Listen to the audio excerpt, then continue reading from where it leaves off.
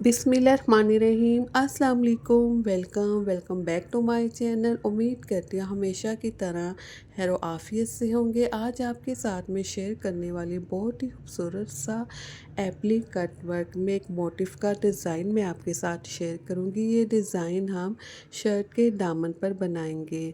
तो सबसे पहले हम डिज़ाइन बनाने के लिए एक पैटर्न रेडी कर लेंगे और उसके लिए ये मैंने हार्ड पेपर लिए। इसकी लेंथ और वेट मैंने बता दी इस हार्ड पेपर की।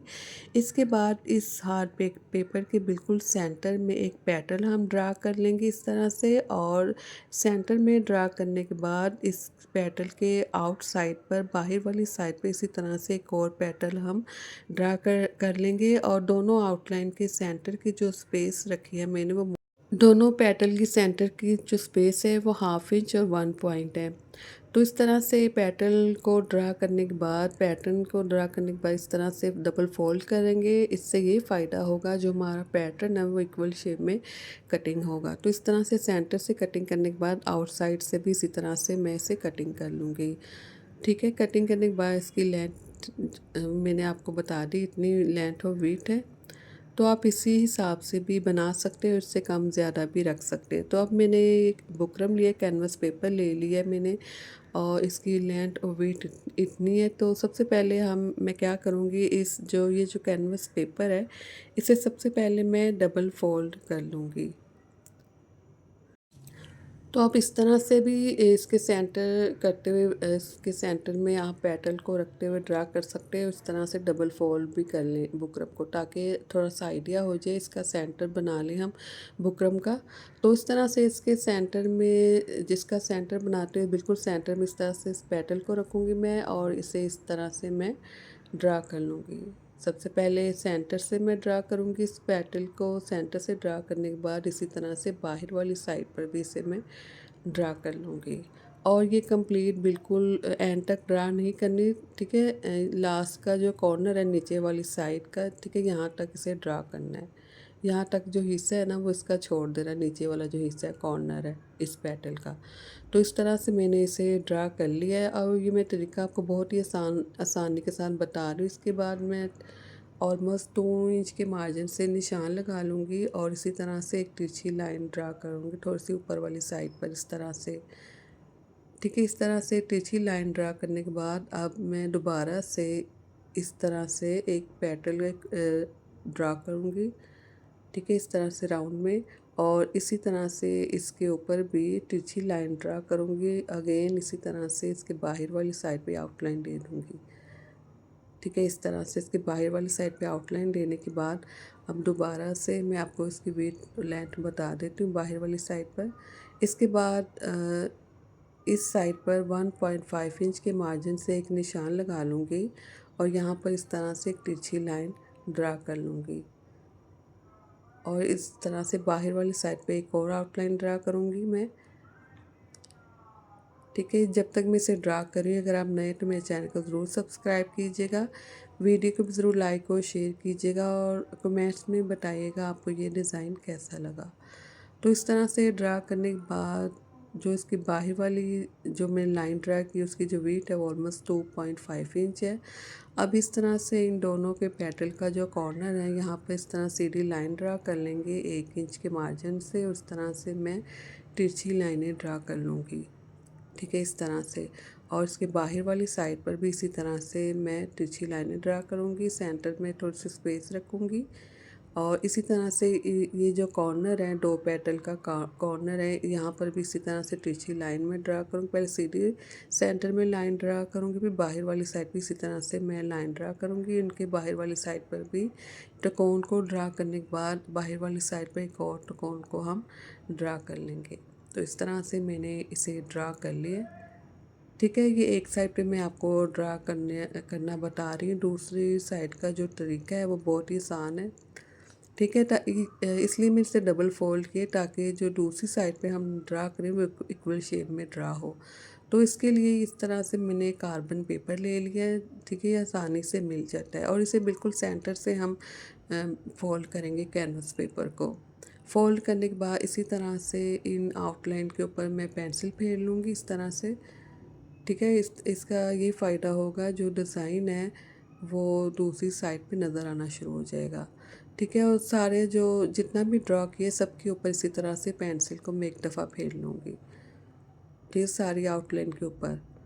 तो इसी तरह से कंप्लीट अब मैं इसे ड्रा कर लूँगी दूसरी साइड पर भी।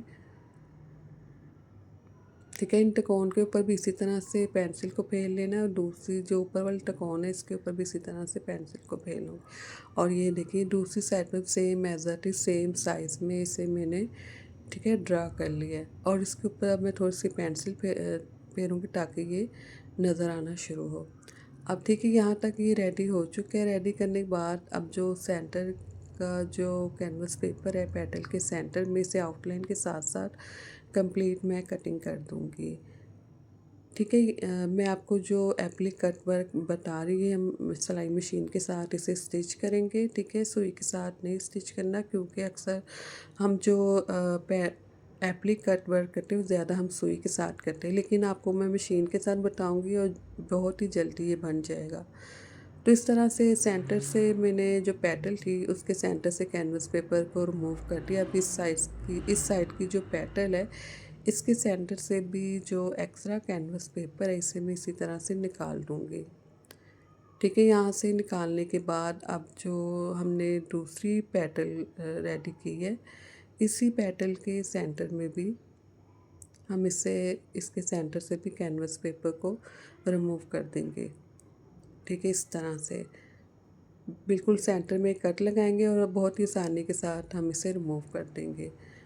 तब ये जो टकोन है इसके सेंटर में भी इसी तरह से मैं एक कट लगा लूँगी। उसके सेंटर की जो टकोन का कैनवस पेपर है बुकरम है उसे मैं इसी तरह से रिमूव करूँगी। इसी तरह से इस साइड की जो टकोन है इसके सेंटर से भी इसी तरह से कैनवस पेपर को आउटलाइन के साथ साथ कटिंग करते हुए मैं इसे निकाल दूँगी।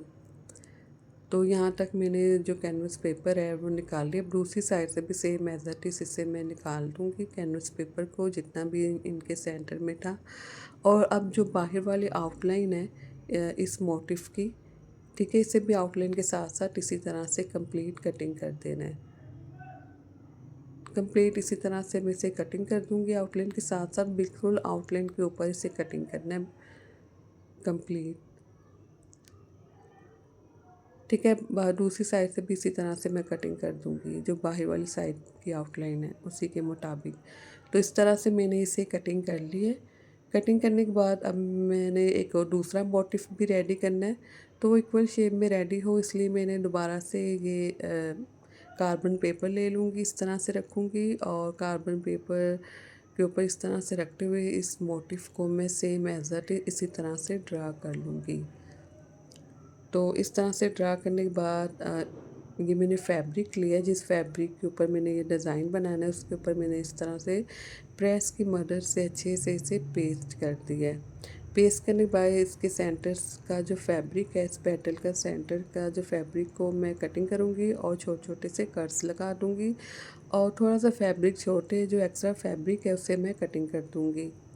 इसी तरह से इस पेटल के सेंटर में भी इसी तरह से मैं कट लगा दूंगी और एक्स्ट्रा जो फैब्रिक है उसे रिमूव कर देना। बाकी फैब्रिक थोड़ा सा हम छोड़ देंगे ताकि उसे हम ग्लू स्टिक के साथ पेस्ट कर सकें।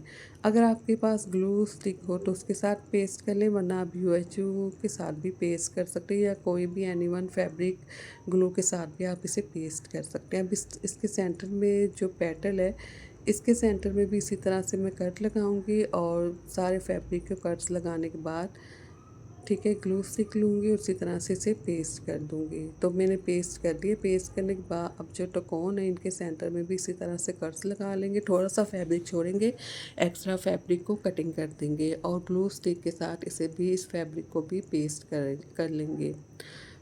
तो इस साइड से मैंने सारे फैब्रिक को पेस्ट कर लिए सेम एज इट इज़। अब दूसरी साइड से भी इसी तरह से फैब्रिक को पेस्ट कर लेंगे। तो यहाँ तक पेस्ट करने के बाद अब हम बात करेंगे जो बाहर वाली साइड का फैब्रिक है, ठीक है, इसे भी इसी तरह से मैं थोड़ा सा फैब्रिक छोड़ूंगी और बाकी फैब्रिक को मैं कटिंग करूँगी। एक्स्ट्रा फैब्रिक को मैं निकाल दूँगी, सारे एक्स्ट्रा फैब्रिक को।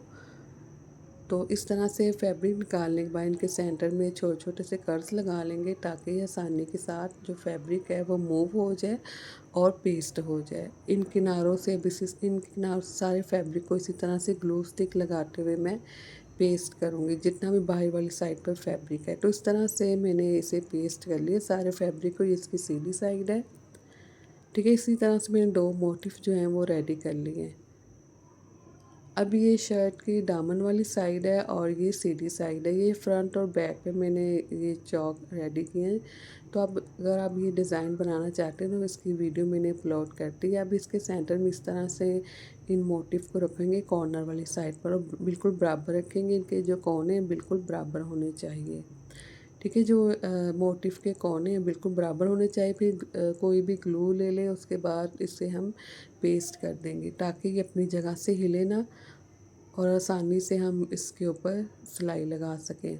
तो इस तरह से मैंने इसे ग्लू के साथ अच्छे से पेस्ट कर लिया था, और उसे मैंने प्रेस भी कर लिया था, ठीक है। प्रेस करने से ये होगा जो मोटिफ है वो आसानी के साथ पेस्ट हो जाएगा। जो हमने ग्लू लगाई वो उसको पेस्ट कर देगी उसी जगह पर।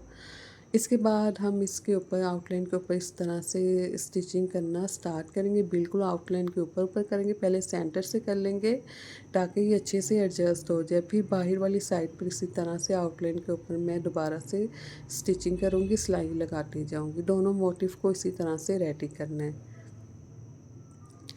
तो इस तरह से ये दोनों जो मोटिफ है एप्लिक कट वर्क के वो रेडी हो चुके हैं। बहुत ही खूबसूरत ये डिज़ाइन बनकर रेडी हुआ है। आप प्लीज़ चैनल को ज़रूर सब्सक्राइब कीजिएगा, वीडियो को ज़रूर लाइक और शेयर कीजिएगा। कमेंट्स में बताइएगा आपको ये डिज़ाइन कैसा लगा। जहाँ भी अपना ख्याल रखें, दुआओं में याद रखें। अल्लाह हाफिज़।